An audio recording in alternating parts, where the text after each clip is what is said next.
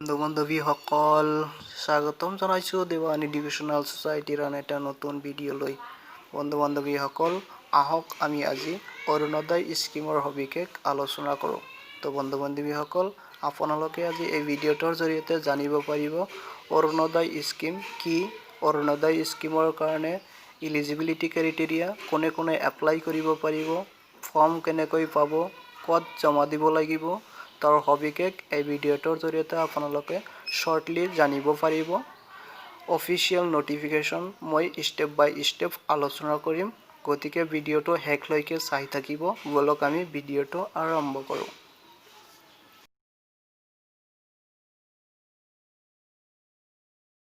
সকল বলক আমি অৰুণোদয়ৰ বিষয়ে সবিশেষ আলোচনা কৰোঁ। বন্ধু-বান্ধৱীসকল Arunodaya scheme is a new scheme of Government of Assam to be launched on 2nd October 2020. 2020 2nd October Arunodaya scheme launch কৰিব Government of Assamৰ ফালৰ পৰা। Arunodaya scheme will be provide financial assistance of 830 rupees per month through direct benefit scheme to around 17 lakh family in the state. ৰাজ্যৰ প্ৰায় 17 lakh 4 ফেমিলিলৈ direct benefit transfer কৰা হ'ব 830 rupees per month. They will receive the amount on the first day of every month. মাহৰ প্ৰত্যেক মাহৰ 1 তাৰিখত এই বেনিফিটটো বেনিফিচিয়াৰীসকলে লাভ কৰিব ষ্টাৰ্টিং ফ্ৰম অক্টোবৰ। এইটো অক্টোবৰ মাহৰ পৰা ষ্টাৰ্ট কৰা হ'ব 2020. Women being primary caretaker of a family are kept as beneficiary of the scheme. সেইসকল মহিলাসকলে এই বেনিফিটটো পাব যিসকলে নিজে ঘৰটো চলাই আছে। তো বন্ধু-বান্ধৱীসকল এতিয়া আমি আলোচনা কৰিম আসাম অৰুণোদয় স্কিম 2020 ডিটেইলছ। স্কিমৰ নামটো হৈছে অৰুণোদয় স্কিম। গভৰ্ণমেণ্ট অফ আসামৰ ফালৰ পৰা লঞ্চ কৰিব। Implemented by finance department of government of Assam. Assam চৰকাৰৰ ফাইনেন্স ডিপাৰ্টমেণ্টৰ ফালৰ পৰা ইমপ্লিমেণ্টেড কৰা হৈছে। পাৰ মান্থ 830 rupees দিয়া হ'ব। লঞ্চ ডেট হৈছে 2nd October 2020। কেটেগৰীটো হৈছে চৰকাৰী। অবজেক্টিভ ইয়াৰ মেইন লক্ষ্য হৈছে two provide monthly financial assistance to the পুৰ ফেমিলি। পুৰ ফেমিলিলৈ monthly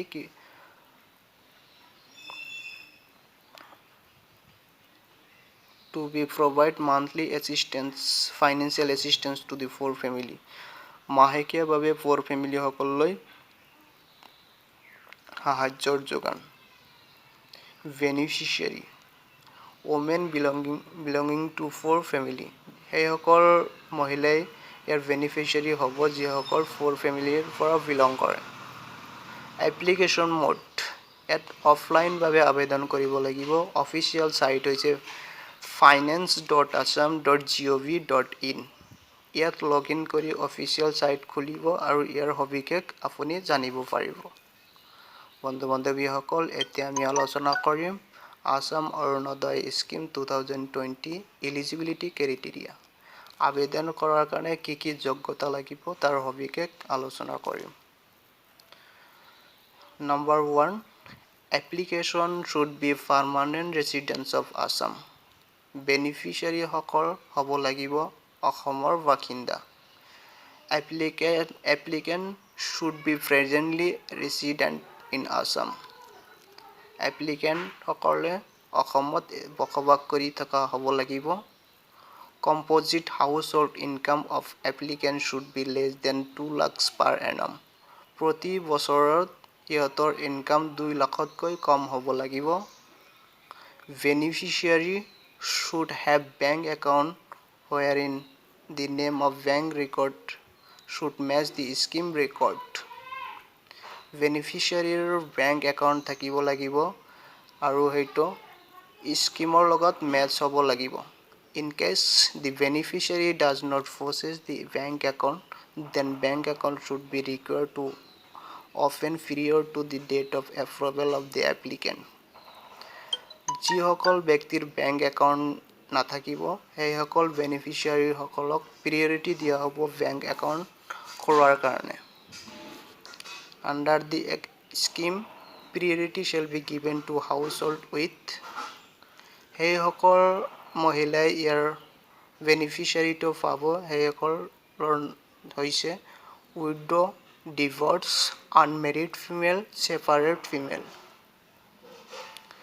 specially abled nominated female specially abled household member এতিয়া হওক benefit of Assam Orunodoi scheme 2020 অৰুণোদয় স্কিমৰ বেনিফিট কি বেনিফিট ইয়াৰ পৰা লাভ কৰিব তাৰ সবিশেষ Government of Assam is to provide 830 per month is to 17 lakh family under the Arunodaya scheme 830 rupees koi pabo pray 17 lakh for family the support of 830 rupees per month will mean an additional per annum income of 10,000 to 4 households to meet their medical and nutrition needs. প্ৰায় বছৰি 10,000 টকা for family সকলে লাভ কৰিব প্ৰতি মাহত 830 rupees সিহঁতৰ যাতে medical আৰু নিউট্ৰিচনৰ প্ৰয়োজনীয়তা পূৰণ হয় তাৰ কাৰণে এই amount of 2,800 crore rupees is undertake for Arunodaya scheme in this year budget এই বছৰৰ বাজেটত প্ৰায় 2,800 rupees এই স্কিমৰ কাৰণে বাজেটত ধৰা হৈছে the amount will be sent by direct benefit transfer to bank account of nominated women of the family beneficiary nominated women বিলাকে direct bank account ত পইচাটো পাব the selection of beneficiary to start from August 17, 2020 selection beneficiary list আপোনালোকে পাব 17 August 2020 the beneficiary will receive the amount on the first day of every month starting from October মাহৰ পৰা আৰম্ভ হ'ব প্ৰতি মাহৰ ফাৰ্ষ্ট ডে এই বেনিফিচিয়াৰী সকলে এমাউন্ট লাভ কৰিব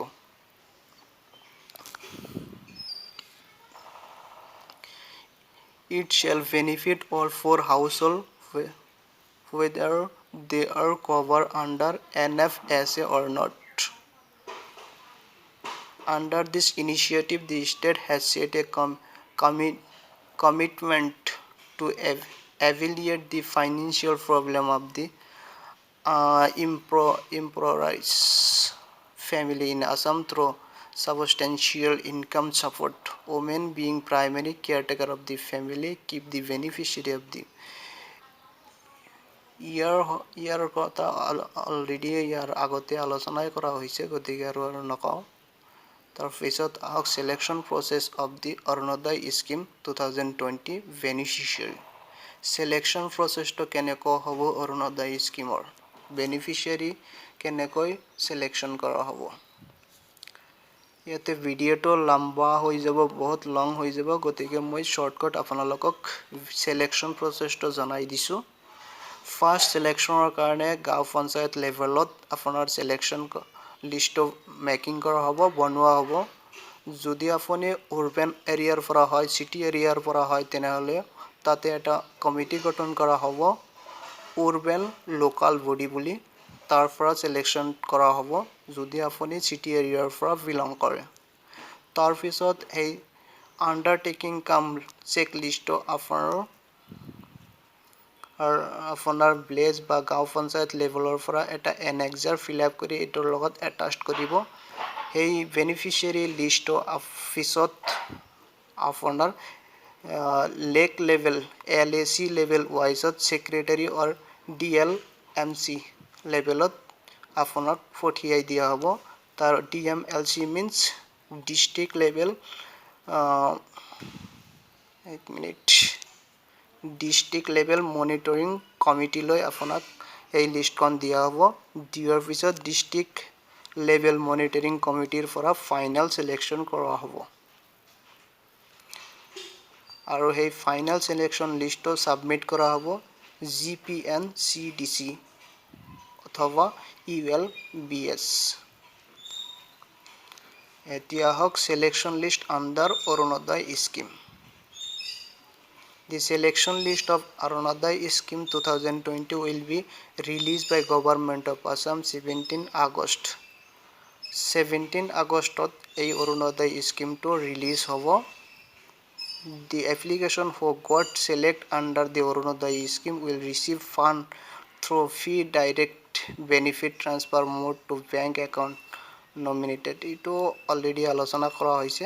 ডাইৰেক্ট বেনিফিটটো বেনিফিচিয়াৰী একাউণ্টক